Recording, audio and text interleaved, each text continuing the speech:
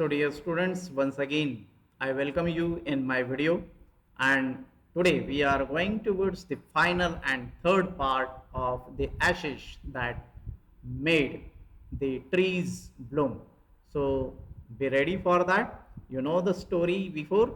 If you haven't gone through my first two videos, then it's very much necessary for you that you have to go through my previous videos, video number 1 and video number 2. We have already discussed the first part of the story, then second part of the story, and this is the turn that we are going towards the climax and the final part of story. So dear students, if you haven't gone through video number 1 and 2, you have to go first to that, and then you have to watch this so that you will get the clear idea about this story. So let's start for part number 3 of the ashes.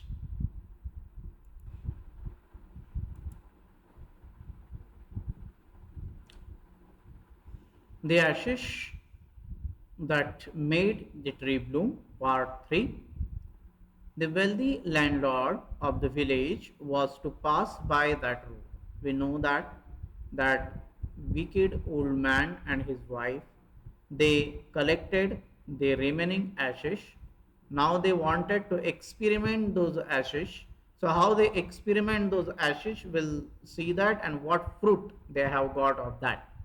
So here there is the introduction of the wealthy landlord of the village was to pass by the road where that these good old man and that wicked old man, that couple, they were staying on that, from that road. This wealthy landlord was going to be passed. According to the custom, all the people had to shut up their high windows. Nobody was allowed to look down on lordship. They also knelt upon their hands and knees until the procession passed by. They also knelt upon their hands and knees. They have to kneel down, okay, till the procession passed by. So there was a dictatorship in short. When such wealthy people go through, the other common people, they have to bend down. A tall man marched ahead asking the people to get down on their knees. And a tall man, he came ahead and he was giving instructions to people that now the landlord and his wife would go from that road and they have to kneel down. But the good old man didn't kneel down. But the good old man, he was very clear, he was confident, he didn't kneel down. Instead of it, he scattered a bit of ashes over the withered cherry tree. Suddenly it burst into blossom. So from wherever that wealthy landlord was going, this good old man, he did not bend down, he knelt down, he just threw some ashes on a withered, a dried cherry tree, and that tree suddenly burst into blossom. The landlord got out to see the wonder, and landlord was very happy to see this wonder. Though that old man did not kneel down in front of him, but to see the miracle, that landlord became very happy. He thanked the man, offered him presents, and also invited him to the castle.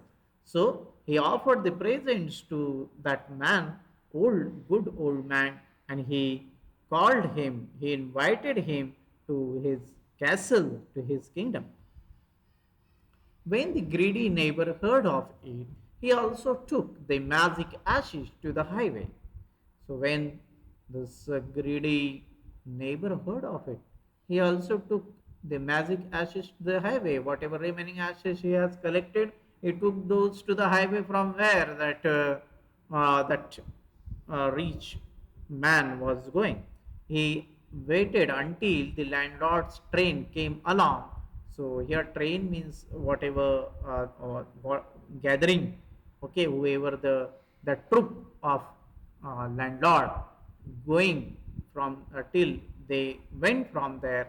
This cruel man, this wicked man, he waited over there, and instead of kneeling down like the crowd, he climbed a withered cherry tree.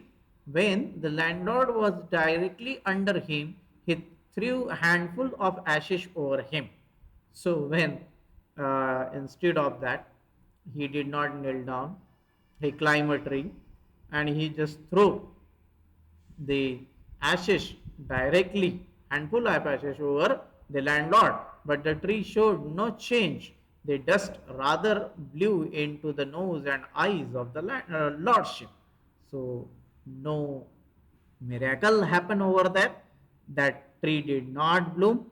The tree did not change wither to green tree or blossom tree. Instead of that, only that landlord got the dust into his nose and eyes. The man who was escorting the Lord dragged the greedy man from the tree and threw him into the ditch. So this wicked man, he had been dragged, out from the dragged down from the tree, and the person who was escorting, the tall person who was escorting the landlord, he threw him into the ditch. He also beat him soundly. He had given good beating to him, and he threw him into the ditch. The greedy man thus died in the mud. The kind owner of Muko lived happily to a green old age. So in that way, the age has become green age because the ashes started miracle, and the happy man live longer, and whoever the cruel man, he got a very bad death in the mud. So dear students, what can we learn from this story? That we have to understand is important.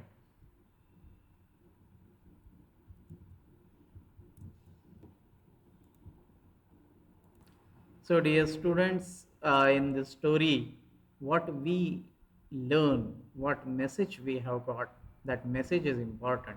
The message of this story is that if you have virtue, virtue means if you have good qualities, your good qualities will pay you. It does not mean that whatever the outside things that pay you.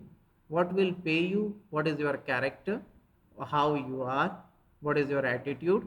And how and what are your good qualities? Good qualities means kindness has to be there. Okay, helpfulness, cooperation has to be there. Many good qualities are there. So these values, these virtues will pay you in your life, and not by the competition, or suppose you will compete others, that will not give you anything. You must have healthy competition, but with that you must have qualities. Okay, competition has to be healthy, competition has to be proper. Okay, not like that by getting jealousy. Okay, then to think bad for others, these are bad qualities. And kindness, helpfulness, cooperation, understanding, okay, sympathy, all these are good qualities. So you will get according to your thinking and according to your attitude. So we have learned all these things from this story. I hope you must have enjoyed all the three parts. Once again, I shall say, to get the story properly, you must watch all the three parts of this video sequentially, so that it will be enjoyable for you. Thank you very much.